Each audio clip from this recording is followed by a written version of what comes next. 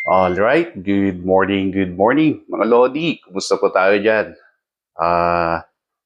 Muli, ito yung isa sa hindi naman yung pinaka kinakatakutan, pero isa sa kinakatakutan na makita ng mga pasyente, makita ng mga kamag-anak nila sa kanilang mga pasyente kapag sila ay nagtutungo sa hospital o kung sa anumang lugar kasi sa mga elderly natin, sa mga home care, yun.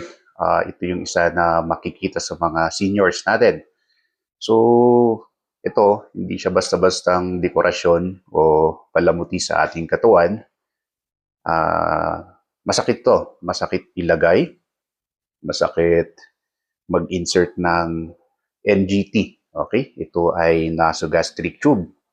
So, talagang idadaan ito sa butas ng ilong. Ngayong na nagsasalita ako, kahit props lang ito, medyo irritating na, no? Hindi tayo komportable kaya ganito. Gusto ko lang para malaman din ng ilan nating mga Lodi dyan kung ano yung purpose ng NGT na ito. Ito yung kung minsan dinadaan ko sa pabiro lang, pampatangos ng ilong. Kasi kung minsan may mga bigla nilang hinuhugot, ngayon ibabalik ulit natin kapag magpapakain o kung minsan uh, aksidente na nahugot. Kaya sinasabi ko, naku, masyado nang matangos yung ilong mo. Kaya ang gagawin natin mula sa kabila, ililipat naman natin sa kabilang butas para pantay. So, yun, ganun yung pabiro kong sinasabi sa kanila. So, yung purpose nito, pagka sa mga elderly natin, sa mga na-stroke, yung mga medyo mahirapang lumunok ng pagkain. So, dito po, hindi nadaan. Pero hindi siya parang ganito. Kapag sa mga hirap kumain, hirap lumunok, eto, may asepto syringe na sinasabi, malaking syringilla. Doon inilalagay yung mga pagkain, yung mga gamot, ganyan, mga maintenance, naka-blender na pagkain ng ating pasyente para pagka ganun, hindi sila mabulunan. Kasi sa mga stroke patient natin, example lang po, mga trauma, hindi yan makakakain ng maayos. Pagka lulunok, baka mabulunan pa sila. Kapag ganong kaso, dito, through NGT, yung gagawin na daanan ng kanilang mga pagkain. So, yun. Kaya kahit na hindi kumakain sa bibig, yung mga gamot nila, nilalagay or nabibigay pa rin natin yung nutrition nila through this NGT tube. So, sa iba naman, pwede rin ito sa mga diagnostic test kasi kapag kukuha sila ng gastric sampling, hindi naman na kailangan operan yung tiyan para kukuha lang ng gastric sampling, no? So, pwedeng through NGT, maglalagay sila ng NGT, kukuha lang ng gastric sampling, yun. Kung ano yung mga nakain nila doon, pupunta sa laboratory, i-examinin. So, sa iba naman, kapag kayong pasyente natin, common ito, no? Sa iba, yung mga poisoning. Kapag ka may nilulon na pesticide or mga uh, herbicide, ganyan. Kung iba, yung mga nilulunok, uh, yung panglinis doon sa CR, yung mga sunrocks, ganyan, nag-overdose sila sa gamot. So, para ma-evacuate or matanggal natin yung nandoon sa loob ng tiyan ng pasyente, ito, naglalagay tayo ng NGT para mailabas. Dito rin natin nilalagay yung activated charcoal kapag sa poisoning. So, yun yung mga kadalasan na ilan lang sa mga nagiging rason.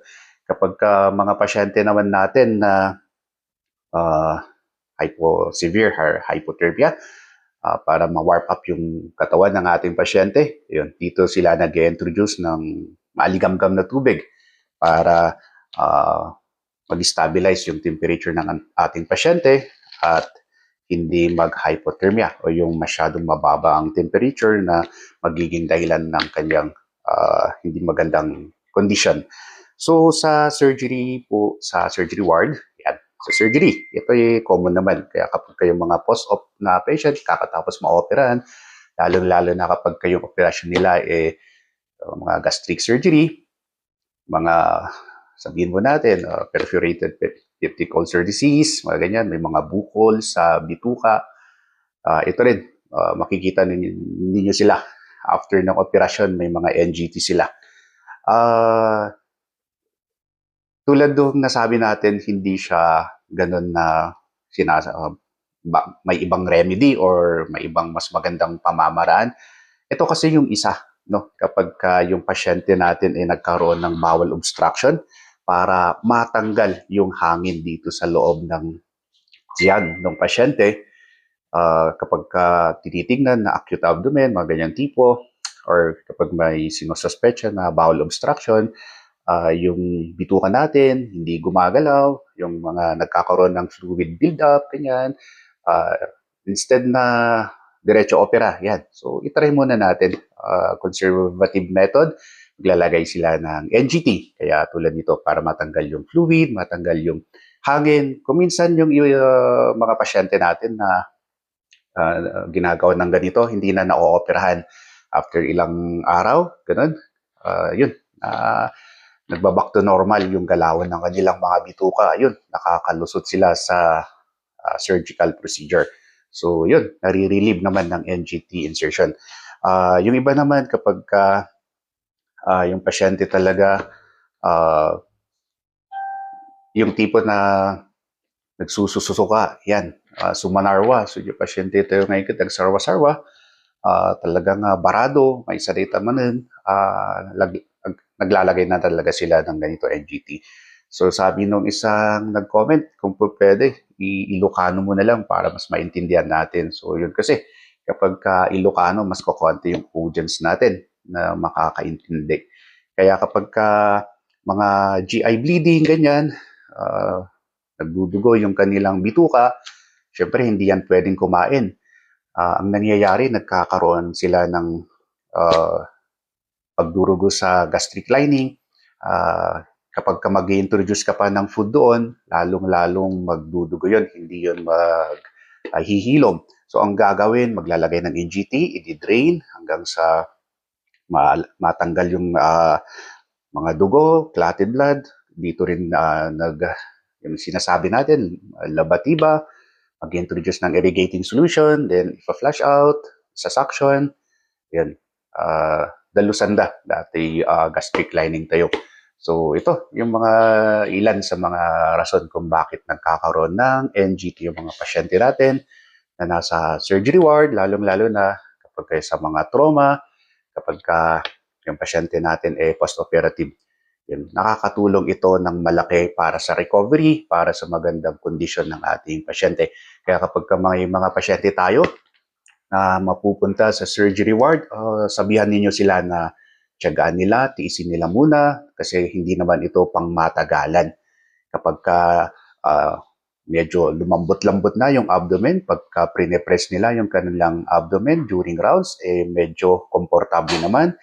Hindi konting galaw lang, umaari ng pasyente, malamang tatanggalin ito kapag nakabawas na, nakaka-utot, yun, pwede nang tanggalin. So yun po, dapat mabantayan natin na huwag nahuhugot ito. Kasi kapag nilalagay ito, okay lang kasi marami kaming magsasalitan na maglalagay. Pero ang mas trauma, ang mas masasaktan yung pasyente po natin. So yun, baka may tanggalin ko na. Gusto ko nang humatching dahil sa nakakairita, no? So props lang po ito mga Lodi. Yan. Baka magtanong yung iba, ganyan pa rin ba yung gamit? Baka ganito pa lang daw yung meron sa atin. Actually, meron naman. May mga two-way NGT, three-way, ganyan tayo.